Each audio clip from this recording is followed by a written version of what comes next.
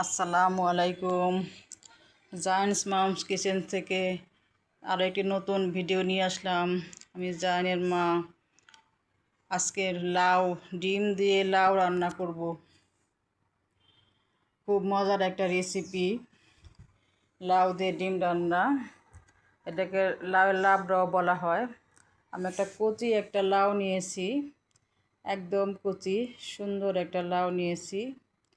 প্রথমে আমি এই লাউটাকে ভালো করে ছিলে ধুয়ে তারপরে টুকরো করে কেটে নিব।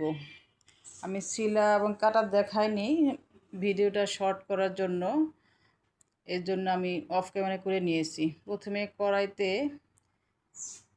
কড়াই দিয়ে কড়াইটা গরম হওয়ার পর আমি পরিমাণ মতো সয়াবিন তেল দিব। তেলটা একটু গরম হলে তেলের মধ্যে আমি 2টা ডিম দিয়ে দিব।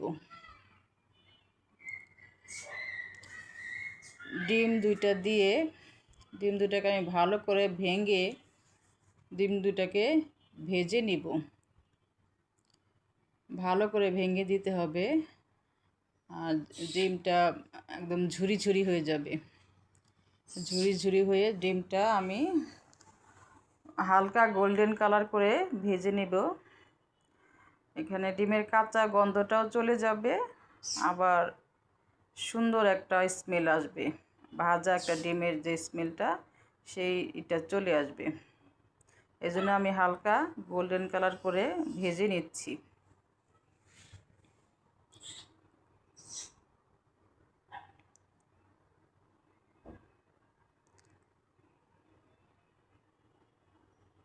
বারে বারে নেড়ে দিতে হবে, যাতে কড়াইয়ের নিচে ডিমটা লেগে না যায়। এটা ভালো করে নেড়ে দিতে হবে বারে বারে, আর সুন্দর করে ডিমটা ভেজে নিতে হবে। ডিমটা ঝুরি ঝুরি হয়ে যাবে।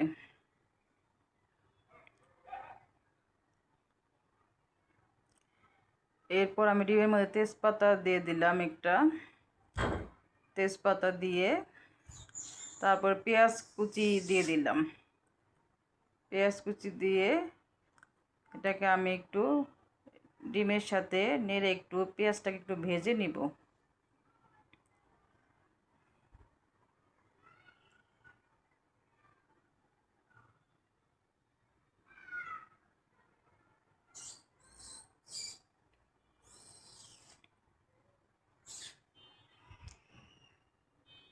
এরপর আমি স্বাদ অনুযায়ী লবণ দিয়ে দিব, মরিচের গুঁড়া দিব অল্প পরিমাণ, হলুদের গুঁড়া অল্প পরিমাণ দিব, মরিচ হলুদের গুঁড়া অল্প দিব। লাউটা একটু হালকা মশলায় রান্না করলেই মজা হয়, আর লাউয়ের মধ্যে বেশি ঝাল ভালো লাগে না। লাউটা একটু মিডিয়াম ঝাল হবে। এটা আমি পানি দিয়ে মশলাটা ভালো করে কষিয়ে নিব। ডিম মশলা ভালো করে কষিয়ে নিচ্ছি আমি।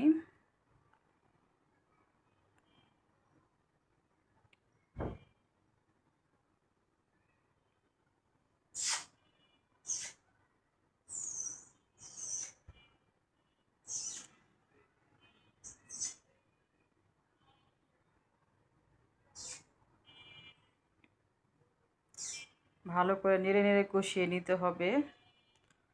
পানিটা শুকিয়ে গেলে, মশলাটা যখন তেল তেল একটা ভাব চলে আসবে, তখন এটা কষানো হয়ে যাবে মশলাটা।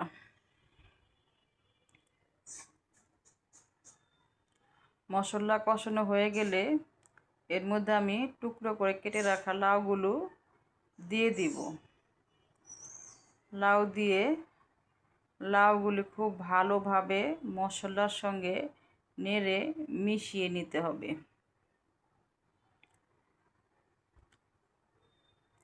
খুব ভালো করে মিশিয়ে নিব আমি মশলার সঙ্গে।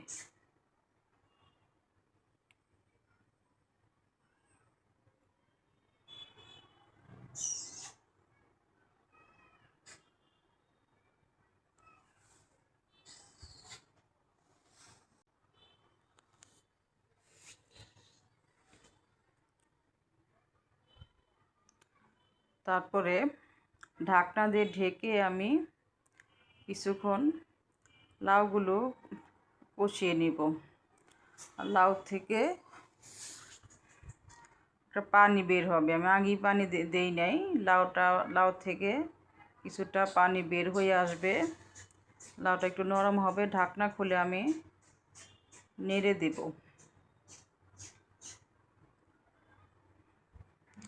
লাউটা একটু নরম হয়ে আসছে এবং লাউয়ের মধ্যে থেকে কিছুটা পরিমাণ পানি বের হয়ে আসছে।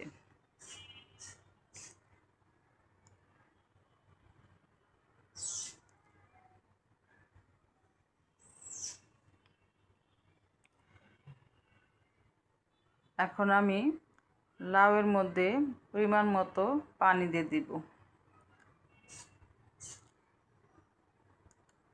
খুব বেশি পানি দেওয়া যাবে না, আর লাউ থেকে আরও পানি বের হবে। লাউটা সিদ্ধ হওয়ার জন্য যতটুকু পানি প্রয়োজন ততটুকু দিব। ভালো করে নেড়ে দিলাম। এখন কয়েকটা কাঁচামরিচ দিয়ে ঢাকনা দিয়ে ঢেকে রান্না করব।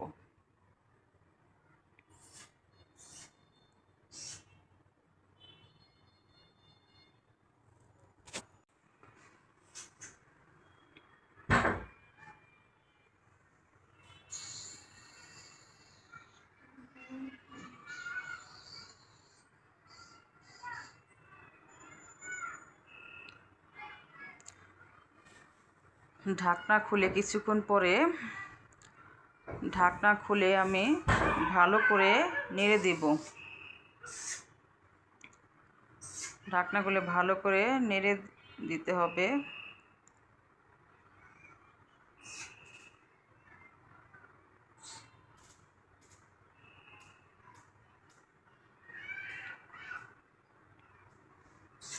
আবার ঢাকনা দিয়ে ঢেকে দিব।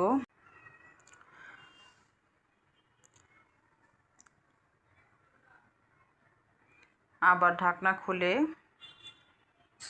আবার নেড়ে দিব, যাতে নিচ থেকে লেগে না যায় এবং প্রত্যেকটা লাউয়ের প্রতিটা অংশ যাতে সুন্দরভাবে সিদ্ধ হয়ে যায়। এজন্য ভালো করে নেড়ে দিয়ে বারে বারে নেড়ে দিতে হবে। আবারও ঢাকনা দিয়ে ঢেকে দিলাম।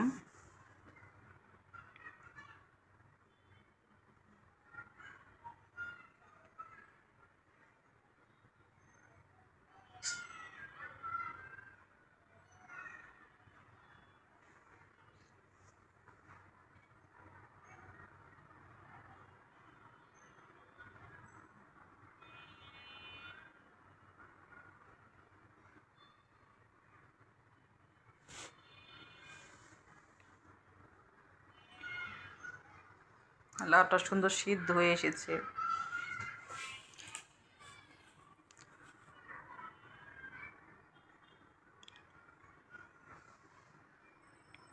এখন আমি ঝোলটা কমিয়ে নিব।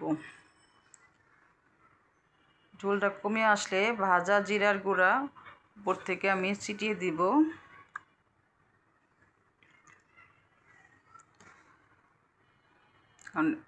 জিরার গুঁড়াটা নেড়ে ভালো করে মিশিয়ে নেব লাউয়ের সঙ্গে।